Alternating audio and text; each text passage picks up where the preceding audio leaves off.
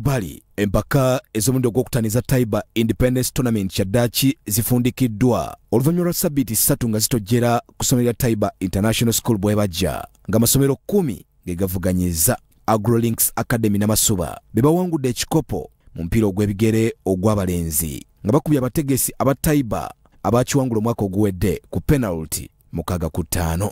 Jagala mukimanyi nti AgroLinks ku ntikko ffe bawanguzi ngaze captain tusobaka buno eri buli sekinoomu ali eyo ayagala okwegatta ku AgroLinks tusangibwa n'Amasuba obupande waffe buli awo kuba bagiyita AgroLinks Academy. Tusambye emipiira mingi Mukama n'atuyamba ne tuwangula tiimu zonna ku kyendabye zibadde z'amaanyi era ng'olabira ddala omutindo guli waggulu.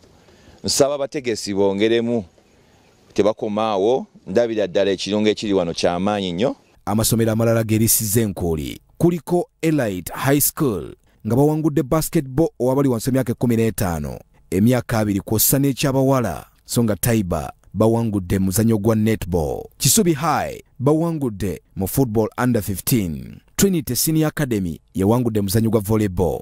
Vicas International ne bawangula mupiira ogw'abakyala.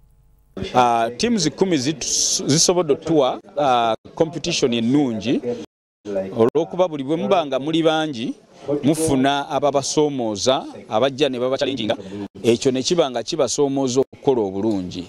Nze nkyagadde nnyo era next time bwe kiba kisoboka twandibadde twongerako ku numbers ne tufuna abalala ne bajja ne batu challenginga abaana baffe ne bafuna competition entuufu. Ekirabo ky'omusambi asinze kiweereddwa Rutiri Era wa Trinity Senior Academy.